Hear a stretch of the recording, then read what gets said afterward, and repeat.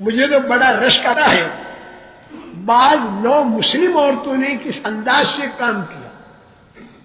ایک محترمہ جو ابھی ہمارے ہاں آئی ہوئی ہے، وہ محترمہ نے بڑی کتابیں پڑھی اور اس نے دین کو، ایمان کو سمجھا، اور پھر کسی کی ملاقات ہوئی اور اس نے کلمہ پڑھ لیا. کلمہ پڑھنے کے بعد اس نے کہا کہ چاہے جو کچھ ہو، میری زندگی تو حضرت محمد صلی اللہ علیہ وسلم کے طریقے پر ہوگی، میں نماز بھی پڑھوں گی. امریکہ کے اندر کام چلا، مرد آنے لگے تو وہاں کی عورتوں نے خط لکھا کہ ہم عورتیں بھی مردوں کے ساتھ آئیں گی. اس وقت میں انگریزی پڑھی ہوئی عورتیں ہمارے پاس دعوت کے کام میں لگی ہوئی نہیں تھی، تو خط لکھا گیا کہ ابھی عورتیں نہ آئیں. تو ان عورتوں نے کہا یعنی عورتیں نہ آئیں، اس کے بجائے یہ لکھا کہ عورتوں پر یہ شرطیں ہیں آنے کی، مرقع کے ساتھ آنا پڑے گا، محرم کے ساتھ آنا پڑے گا وغیرہ. مجھے یاد ہے کہ 10 شرطیں لگائی. تو وہاں کی عورتوں نے خط لکھا کہ ہم یعنی امریکہ کی سڑکوں پر برقع پہن کر چلنے کی مشق کر لی ان عورتوں نے. امریکہ کی سڑکوں پر ان کے ساری تمہاری شرطیں ہمیں معتبر، ہم آئیں گے، اب ہمیں بلاؤ. اب یہاں ہم سارے گھبرا گئے کہ جو انگریزی جاننے والیاں ہیں ان کے اندر دین نہیں، اور جو دین والیاں ہیں ان کے اندر انگریزی نہیں. اور اب تو عربی زبان اتنی چل پڑی اس لیے کہ لوگوں کی ساری مرغوب چیزیں عربی ملکوں کے اندر ہیں، جس پر سارے کے سارے لڑ رہے.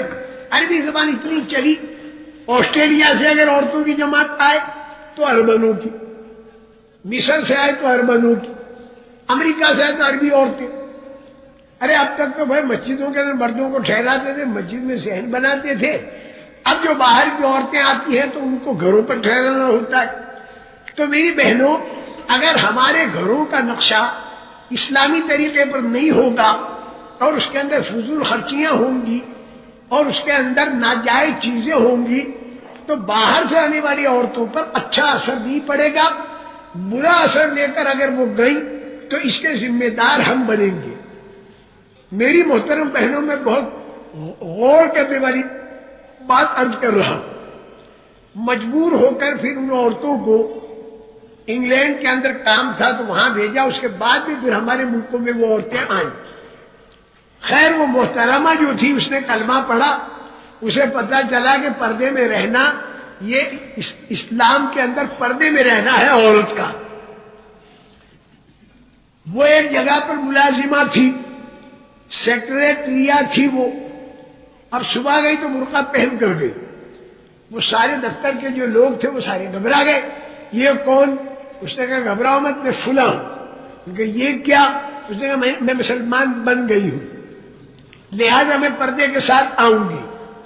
تو کیا مسلمان تو بہت سی پرانے خاندانی مسلمان عورتیں ہیں جو سینکڑوں سال سے مسلمان ہیں، تو ان کے ہاں تو یہ پردہ ہے ہی نہیں، تو تمہارے پاس یہ پردہ کہاں سے آیا؟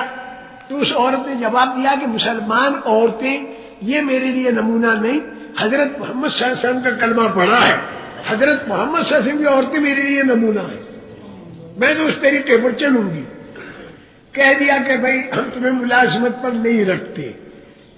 تو اس عورت نے جواب دیا کہ تم ہمارے رب نہیں ہو، ہمارا رب تو اللہ ہے پالنے والا. ملازمت چھوڑ دی اور اس نے لوگوں کے گھروں میں جا کر کام کیا اس عورت نے. اور وہ گوری نسل کی جرمنی عورت تھی، یعنی کالی نسل کی افرو امریکن عورت نہیں تھی. اس نے گھروں پر جا کر کام کیا تھوڑے پیسوں میں، اور پیسے بھی جمع کیے، اور پھر وہ حجاز مقدس گئی. اور وہاں پر جا کر ہمارے ایک دوست کے ہاں ان عورتوں کے پاس وہ ٹھہری.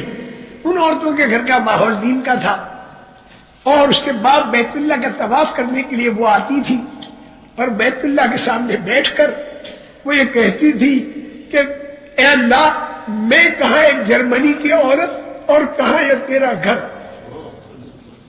ہم کہاں اور کہاں یہ نگہتے گل، کہاں ہم اور کہاں یہ تیرا دربار. اور زار و قطار وہ روتی تھی اور اللہ کا شکر کرتی تھی. اور جس وقت روزہ اقدس پر پہنچی ہے تو وہاں پر بھی زار و قطار وہ روتی تھی اور وہ یہ کہتی تھی کہ پیارے نبی صلی اللہ علیہ وسلم میں تمہاری امت کے اندر ایک عورت ہوں اور میں تمہارے دین کے پھیلانے کا کام کروں گی، تم نے جو کام مردوں اور عورتوں کے سپرد کیا ہے میں بھی وہ کام کروں گی۔ اس کے بعد پھر ہمارے ان ملکوں کے اندر آئی، اس نے قرآن پاک سیکھا، تجوید کے ساتھ سیکھا، دین کی معلومات اس نے لی۔ دینے والیاں، جو دین کی معلومات دینے والیاں ہماری بہنیں، ہو سکتا ہے کہ بہت بوڑھی بڑی بہنیں ہمارے اس مجمع کے اندر بھی ہو، اللہ ان کی عمروں کے اندر اور ترقی نصیب فرمائے۔ یہاں پر اس سے کہا گیا کہ شادی کا بھی تمہارا انتظام کرے، تو اس نے یوں کہا کہ ہندوستان کے اندر اور پاکستان کے اندر اور بنگلہ دیش کے اندر تو دین کے کام کرنے والی عورتیں بہت ہیں، لیکن امریکہ کے اندر دین کے کام کرنے والی عورتیں نہیں، اور امریکہ سارا کا سارا جہنم کی طرف جا رہا ہے اور عورتیں اس کے اندر بنیاد بن رہی ہیں۔ اس لیے میں تو امریکہ میں جاؤں گی اور وہیں شادی کروں گی تاکہ وہاں پر اللہ کے دین کا کام میں کر سکوں۔ چلی گئی امریکہ، اور وہاں پر جا کر اس نے جب اس کے رشتہ داروں نے شادی کی بات کہی تو اس نے کہا میں شادی تو کسی دیندار شوہر سے کروں گی، میں بے دین سے نہیں کروں گی۔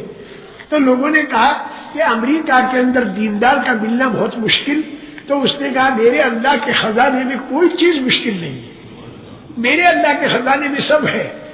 اور ہچکیاں مار مار کے اللہ سے دعائیں مانگ، اس نے خود میرے اوپر خط لکھا، یہ اپنا سارا منظر جو ہے اس نے میرے اوپر، اس کے شوہر جو بعد میں اس کی شادی ہوئی تو اس کے شوہر کی معرفت میرے اوپر خط لکھا، وہ خط کہیں میرے پاس موجود بھی ہوگا، انگریزی میں لکھا۔